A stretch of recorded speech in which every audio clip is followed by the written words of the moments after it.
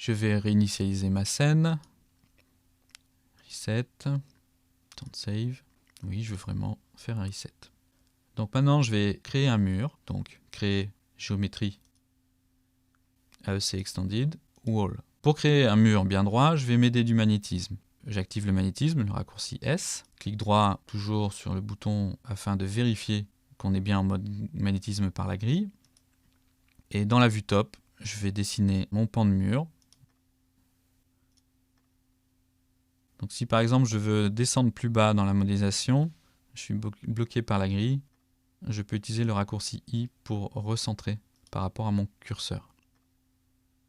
Là je ne vais pas fermer ma scène. J'ai défini le chemin de mon mur. Je vais terminer ce mur en appuyant sur le bouton droit de la souris. Mon mur est fait. Je peux définir la hauteur, par exemple 2,50 m. Et son épaisseur, 20 cm. Je vais créer une porte. Je vais changer le AEC Extended, prendre Doors et prendre la porte à pivot. Je vais encore m'aider du magnétisme, toujours dans la vue dessus. Je fais un clic long, je déplace mon curseur et je monte mon curseur pour définir la largeur de la porte. Et je définis maintenant la hauteur de la porte. Je clique pour terminer. La porte, je vais bien la positionner contre le mur. Je vais désactiver le magnétisme pour pas qu'il me dérange. Le raccourci S. Et mettre la porte contre le mur. L'épaisseur de la porte doit être suffisante afin que 3ds Max crée automatiquement l'ouverture dans le mur. Maintenant, je peux ouvrir ma porte.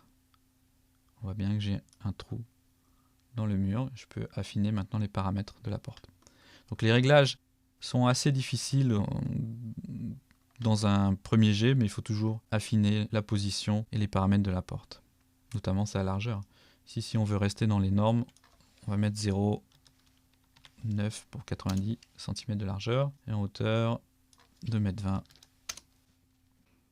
Maintenant, on va créer une fenêtre. Alors, pour la création d'une fenêtre, pour que la fenêtre fasse bien un trou dans le mur, on va utiliser un magnétisme par les faces plutôt que la grille. On va cliquer sur magnétisme pour l'activer, un clic droit, et maintenant, on va changer le magnétisme de la grille par le magnétisme par les faces.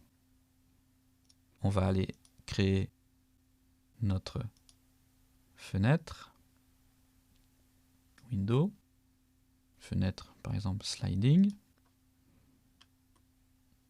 et grâce au magnétisme on va pouvoir créer un clic long, je lâche, je définis l'épaisseur.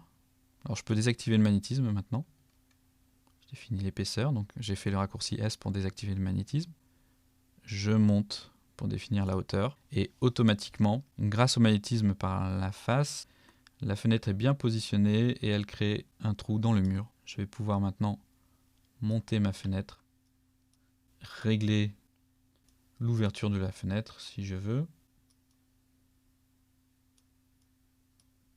et le mode d'ouverture. Donc ça, c'est l'une des choses pratiques dans les AEC Extended, c'est le fait que l'on puisse créer directement des ouvertures dans les murs. On verra en modélisation polygonale que c'est pas évident à gérer sur les objets complexes. Là ici, on a quand même un intérêt en modélisation.